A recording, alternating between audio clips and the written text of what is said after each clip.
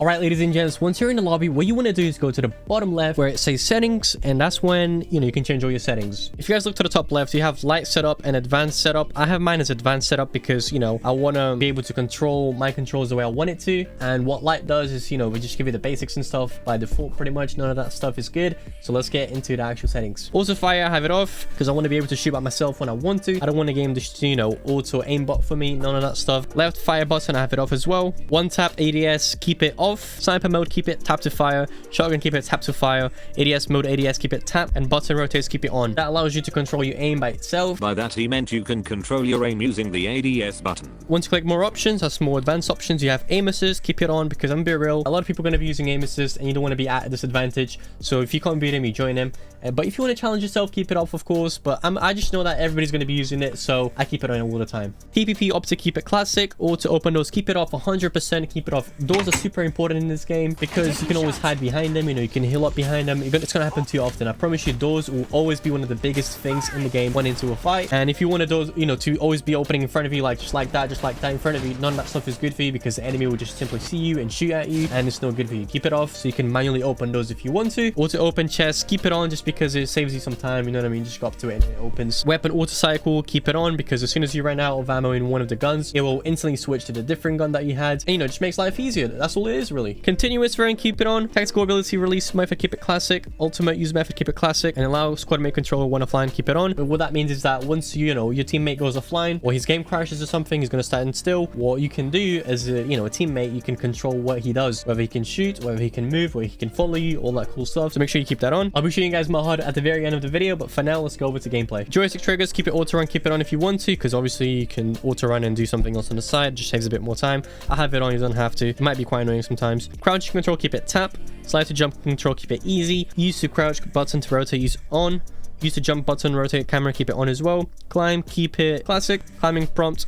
I'm gonna actually turn this off right here because I don't need the guide on how to, climb. What it does is just put an arrow in front of you saying you have to climb this. You don't need none of that stuff. Turn it off. Zipline button settings, keep it display. Riding zipline modes, keep it double tap or single tap, up to you. What it does pretty much, once you go up to a zipline, you can double jump. Click the jump button 2 times and you automatically start zipping. You can do that by doing 2 jumps or keep it 1 jump. So a single tap, up to you, personal preference. If you don't want none of that stuff where you just, jump and go straight into a zipline, which saves you so much time, I'd recommend just turning it off, where you pretty much will have a button by itself, which you will have to click to zipline. I would say jumping straight into it just saves you time, less buttons on your HUD and more freedom, put it that way. Vertical zipline interact button, keep it off. Vertical zipline direction tips, keep it on. There'll always be an icon that shows you if you're going up or down. That's all it is, really. It helps you. Next up, if we go over from move to items, what you have is the basics of healing pretty much. So I'd recommend a smart healing item recommendation, keep it on. So in case you need a syringe or a shield or something, the game will automatically just recommend that for you. That's all it does, really. Keep it on. Toggle to use health items, keep it on as well. It's like a little spinning wheel that shows you what you have and what you can, heal. Keep that on, of course.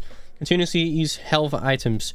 I would recommend putting that on in my opinion, but I also have it off because I like to, not have the game do the job for me. I want to be, able to do it myself every time. But obviously, keep it on if you want to. It's a 50-50. And it's a personal preference as well. So it's really up to you. I have it off, but you don't have to do what I do. Continuously use shield battery. Same thing, what I just said. Your preference. Attachment backpack. In your backpack, you can choose what you want. I have mine as ammo only. So what that means is that I won't be, picking up attachments and just leaving it in my backpack. That will just not let me do that. It will go straight to my gun. Unless I don't need it, then it won't even, be shown on the screen. Taking damage, keep it off. Switch item mode, keep it tap. Auto pickup, I would recommend leaving it on. Auto pickup interval, keep it short so it's just fast. When picking up the list is closed, stop auto pickup. Keep it on because you don't want to be next to a box and you don't even see the list and it picks stuff for you. You don't want none of that stuff. Keep it on. And right here is really what you want to pick up, the maximum limit you want to pick up automatically. So it's really up to you. So whenever you see a syringe in game, if you see 6, the game will automatically only pick up 4 of them. Obviously you can still pick it up by yourself if you want to, but that's that. You can just this is your customization that you want to. Same with ammo, same with ordnance and others. Auto ping enemies, keep it on. Auto ping items, keep it on as well. It's just good for communication in case you don't have a microphone with your teammates or anything like that. Keep it on all the time. A double tap screen to ping, keep it off. You don't need that stuff. You'll always be tapping by accident. It's gonna make so much noise around you, confuse enemies and stuff, or yourself or anything like that. Just keep it off. Enable quick ping wheel, keep it on. And then enable the 2 options go here, and enemies are already default, so you don't really have to do anything. Minimap rotation, keep it off. Map radar alert, keep it on. Crosshair radar alert, keep it on. Show legends avatar when aiming at a target. You don't have to do this. What it does is just show like a little icon on top of the enemy's head, and it shows you that there's an enemy there. You don't really need that stuff on, but I'm gonna keep mine on just, you know, just to get used to it. If I don't like it, I'll just remove it. Low ammo notification, keep it on. It's always good to know that stuff. Damage numbers display, keep it both. Battle info, keep it follow crosshair. And then yeah, this is all just default. Sensitivity, I'm just gonna not say anything. You guys can just pause this, you know, the video and do it yourself.